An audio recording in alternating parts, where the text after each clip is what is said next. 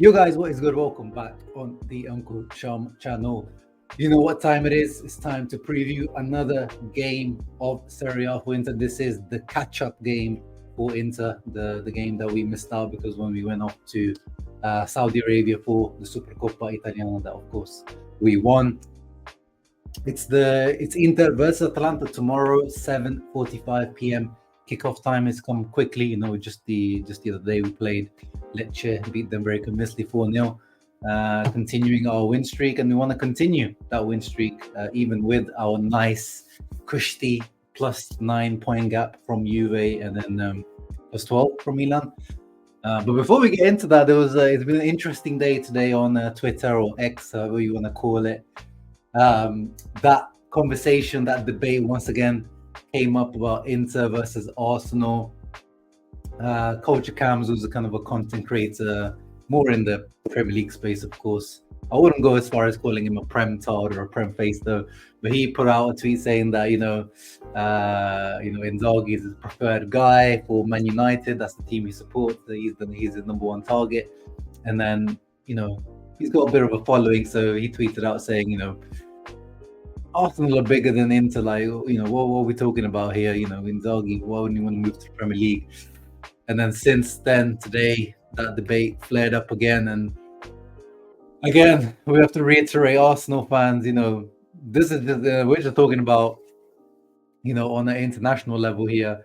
Out of context, Footy actually copied the tweet of Brozaholic here, but as soon as I typed in Inter versus Arsenal, this was what came up. But no comment. This is all you need to show Arsenal fans who are have been piping up all season, actually last couple of seasons, because they're doing good, but they haven't won anything. And until then, they need to stop piping up, because I understand where people come from in terms of, are Arsenal bigger than Inter? Yes, as a fan base, because of the Premier League over the last 20 years, the marketing, the English-speaking part side of it, and of course the Serie A being bad and not marketed well.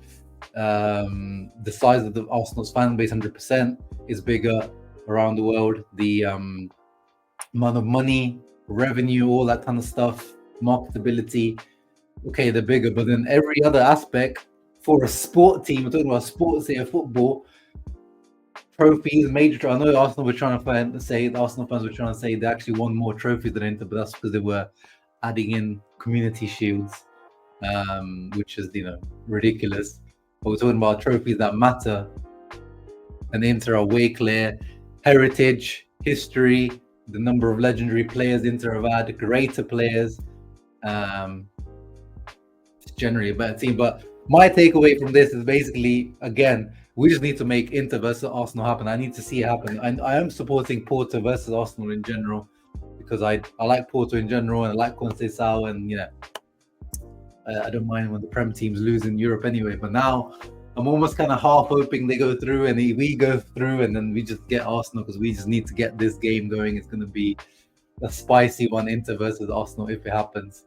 But again, it was funny to see that debate going again on Twitter. Next topic before we get into, this is part of the preview to Inter versus Atalanta, is the news regarding Hakan Çalhanoğlu. Some of you guys were telling me in the live stream, because I wasn't sure what was going on, because I wasn't aware of the news. But some of you guys were right. The injury was actually a little bit more, it's still very minor, but it's a little bit more serious than what the DAZN commentator was actually saying when I was listening to live in the Lecce game, when Hakan was on the bench. But he just said it was just precaution, and it was just, a little muscular fatigue. Actually, there's a slight muscular strain that Hakan is suffering from. So that means he will miss at least the Atalanta game, maybe the Genoa game, and then maybe the Atletico game. But the reports say that he should be ready for the Atletico game, or he will try his best for that one. So not good news at all. But considering the way that we played against Lecce with Asllani, without Hakan there, in general with the whole B team almost against Lecce, and the way we performed now compared to in the past, I'm feeling much more confident about being able to do a job. And in general, I'm a supporter of Asllani. I do rate Asllani. I want him to do well, and I think he will do well. Atalanta is a tough team though. But he's going to have to step up now. Next couple of games is Asllani season, so let's see how he copes in the absence of Hakan. And let's get into the predicted lineup for tomorrow's game. Back to a stronger starting 11, as you would say. The starters are back in the starting 11. Zoma's back from his flu, which is good to see. Although Odero kept a clean sheet, he was actually pretty good apart from a couple of shaky moments. Benji Pavard's back in for Bisek. The Vry continues as Acerbi still recovering, and Bastoni's also back. And then here we see the midfield. Barella's back from in the starting position, and Asllani starts as the CDM with Mkhitaryan. Of course, this man is getting churned and used up like a bar of soap.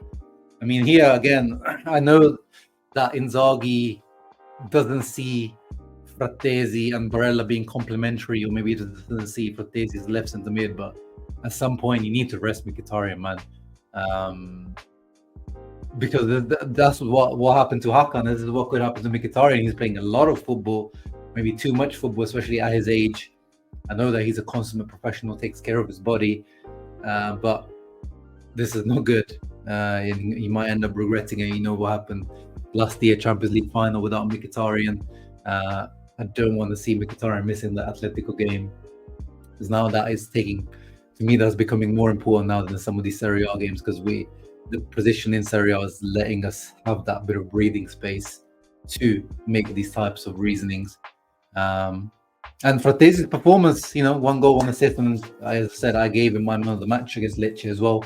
I thought that was his best performance since he's come to Inter, so I would continue and give him that faith, because I don't think he's even started 2 games in a row, Frattesi, which is always one of my problems with Inzaghi when he's kind of bringing through new players. He did that with Gosens and some other new players that we signed. Like, I want Inzaghi sometimes to give players 2-3 games in a row to get really settled in properly. But it is what it is. Di Marco back on the left-hand side. Darmian on the right again. Here, I would prefer now just Dumfries is fully recovered. I want to see Dumfries continuing. But I guess he sees Darmian as the starter for now. And then up front, Sanchez did a good job against Lecce. Probably his best performance of the season. But Arnautovic just coming off a very important goal against Atletico, and he's probably going to be the guy starting against Atletico if Thuram doesn't recover. So I agree with the decision to put Arnautovic and Lautaro up front. So overall, yeah, really, really good team. We're at home against Atalanta, so I'm confident again to get the win. Injury-wise, the new ones are now Hakan and Thuram alongside Acerbi, and of course Cuadrado. Lots of options off the bench. Again, if we do drop points, I wouldn't be shocked, or I wouldn't be losing sleep over it. But I watched Atalanta versus Milan the other day, and Atalanta didn't look very good, to be honest. They looked like they were going for the draw, actually. Milan had the control of the game. They had more chances. They had more possession. And Atalanta, actually, I do feel sorry for them. They have a crazy fixture list at the moment, which I think could help us in terms of, they just played Milan with the strongest team, and then they probably still have an eye on the next fixtures, because look at this. Tomorrow, Inter, then Bologna, who of course now are a tough team to play.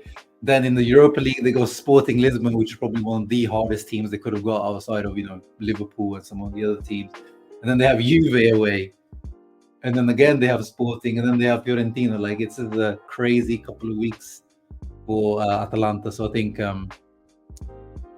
it's going to be difficult for them, and I think they are going to get drained from this, and I think they're already going to suffer against Inter. What's our record recently against Atalanta? Let's have a quick look. So the last game, of course, we beat them 2-1. If you remember, beautiful goal by Lautaro Martinez from outside of the box at Perla away, when they almost tried to kill our players. Remember, Barella got stamped in the head, and Kolasinac was on a mission to kill our players. And then before that, we beat them 3-2 at home, and then we beat them 1-0 at home. Then we beat them 3-2, 0-0, 2-2. Yeah, so in general, we've actually got a pretty decent record recently against Atalanta. Although they remain a tough team, not to be underestimated. Let's have a quick look at their lineup for tomorrow. Karnaseki in goal. Here he is, the potential butcher. Kolasinac. Darun Ederson. Ederson was a player I really like. I wanted him from Salernitana when Atalanta signed him, and he is having a really good season. And Koopmine is also having a really good season. It says that Scamacca starting up front, which is interesting. He had an awful cameo against Milan. In general, since he's got injured last month or last couple of months, he got injured and he's coming back. He's not been very good. His goal per minute ratio isn't actually too bad, but it looks like he's not really fitting into this Atalanta team yet. And Gasparini's trying different tactics to kind of poke at him and try to motivate him, but it hasn't worked yet. But, you know, we were supposed to sign him, remember? So I wouldn't be shocked if he decides to score against us tomorrow. And, you know, they've also got Lukman and Ketelare off the bench, Miranchuk. So they've got lots of options off the bench as well. But overall, I'm pretty confident about getting the win tomorrow. And why wouldn't I be? Why wouldn't I be? I mean, look at this, guys. Look at this comparison table of Inter versus other seasons at this exact point. 25 games played, plus 16 on last season, plus 12 on the season before, plus 7 on the Conte title winning season. And look at this in terms of goals. We've never scored this many goals in the last decade. We've never conceded this amount of goals ever, even in the title winning season. And as I tweeted and posted earlier on my community post on YouTube, in the top 5 leagues in Europe, Inter are the best right now. We have the most goals scored in the top 5 leagues in Europe, more than Arsenal, Leverkusen, all these teams, Man City. We have the least goals conceded. And then we also have the best goal differential. We really are one of the best teams in Europe at the moment. We play one of the best styles of football in Europe at the moment, one of the most attractive styles, and clearly one of the most effective styles too. So to wrap up, my prediction for tomorrow's game is another win. I'm going to go for a narrow win. You know, we've had some big wins recently. I feel like Atalanta are going to, again, try to defend a little bit and try to be conservative with their energies. I'm going to go for like a 1-0, 2-1 type of victory, where I think also Inter will try to maybe manage their energies a little bit. And that's my prediction.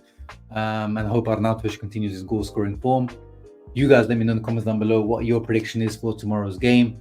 What do you make of this whole Arsenal versus Inter debate? And I'll see you probably not for a live match reaction. Again, I'm away for work tomorrow, so I won't be able to react live, but I'll be doing something. So see you tomorrow. Leave a thumbs up, subscribe to the channel. Ciao ragazzi, Forza Inter.